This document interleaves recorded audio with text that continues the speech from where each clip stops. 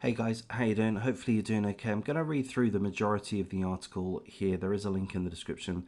It's an absolute tragedy. There's a good chance that you're aware of this situation already. I do hope that you are aware of this situation. I do hope that this attack is getting the media coverage that it requires, that it deserves. On my other channel, CIS Male, where I've really dropped off of that channel for the time being, at least. But I have covered a number of geopolitical subjects in the past, including a lot of terrorist attacks, kidnappings across Africa, including Nigeria, and regrettably or unfortunately, a lot of these topics are skipped over. So I fear that there is a good chance that this topic will also be skipped over. So hopefully it won't be. But I'm going to read through the majority of the article here. There is a link in the description. I'm also going to play a short video in a moment. It's not a gruesome video. There are gruesome videos out there of the victims, the innocent victims within the church, dead on the ground, covered in their own blood. There are videos out there. I'm not going to play those videos, but I am going to play a short video which will show the apprehension of at least one of the gunmen. So let's have a look at the details. And it may just be one gunman, I'm not sure. One gunman. So let's have a look. Over 50 feared dead in a Nigerian church attack. So a gunman opened fire and detonated explosives at a church. So we're going to read through this. Gunmen opened fire on worshippers and detonated explosives at a Catholic church in southwestern Nigeria on Sunday, leaving dozens feared dead. The attackers targeted the St. Francis Catholic Church in Ondo State just as the worshippers gathered on Pentecost Sunday. Among the dead were many children. The presiding priest was abducted as well.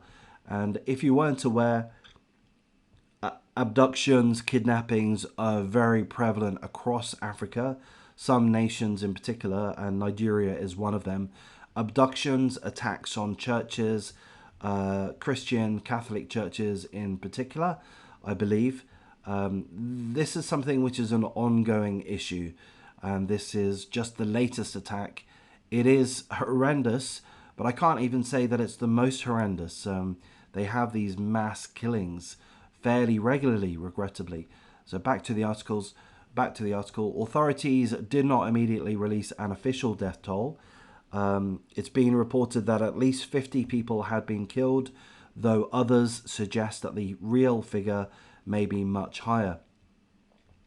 Videos appearing to be from the scene of the attack showed church worshippers lying in pools of blood whilst people around them wailed.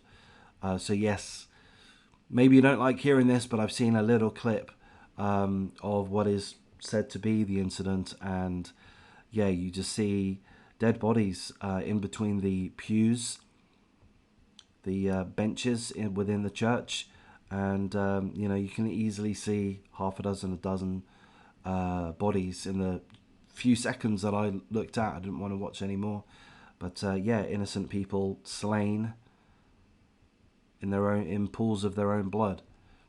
It was not immediately clear who was behind the attack on the church.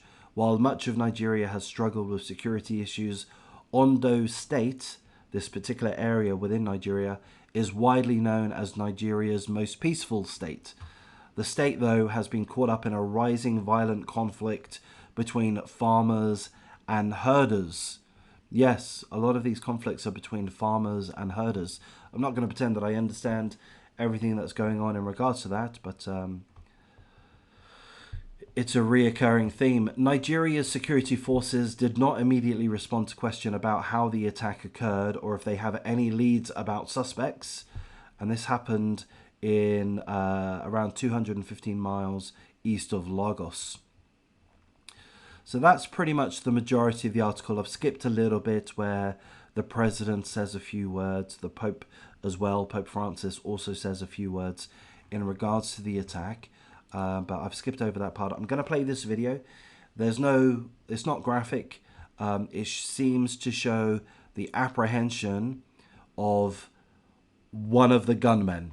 So if we go back to the article, it does refer to gunmen plural. So we don't really know at this point how many gunmen there were. I guess it is possible that it was just the one, but we don't know at this point. So certainly this video here that we'll watch will show the apprehension of one of the gunmen. So let's have a look. There he is with an AK or a rifle.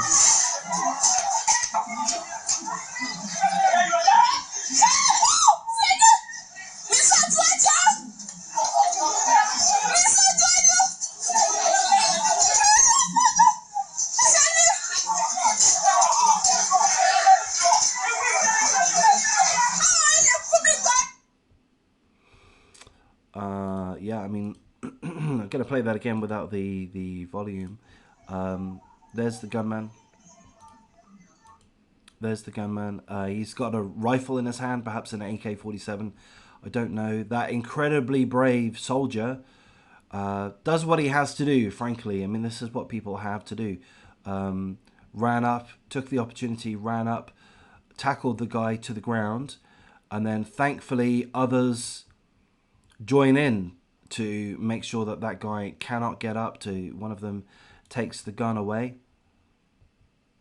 There he is, very casual in his Sunday best. You know, perhaps I'm not even being facetious there, but maybe he's dressed up to appear like he's a regular churchgoer. So props to the soldier there. He seems to be injured to an extent, but I'm sure he'll be fine. Someone grabs the gun and takes it away. And you've got all of these group of people jump on to assist the soldier. I'm going to say, maybe this is a bit mean of me, but it does take several seconds for that mob to form. Maybe that's normal, but to me, I think that could have been a little bit faster.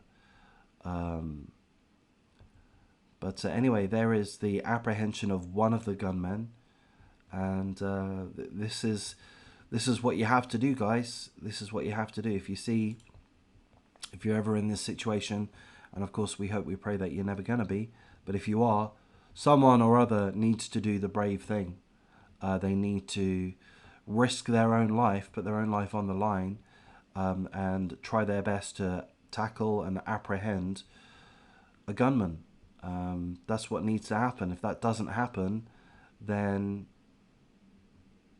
you give control to the gunmen that are happily going around murdering people. So someone has to do it. So well done, that soldier or such, that man who made the initial tackle. Well done to the other guys for joining in. They put themselves in danger. But yeah, it had to be done. Going to wrap things up here at this point. Of course, full prayers, full condolences to the lost souls, the innocent people that were killed whilst at the church, St. Francis Catholic Church in Ondo State, minding their own business, going to church on Sunday to pray for themselves, their family, their community, and they get slaughtered. It's absolutely disgusting, and unfortunately this is happening in Africa to a great deal. What can be done about it? Don't know. I'm not here with any answers. I don't know anything about the gun control laws in Nigeria. I know that the presidents and the higher ups of these African nations and the individual states, they claim that security is a major focus for them.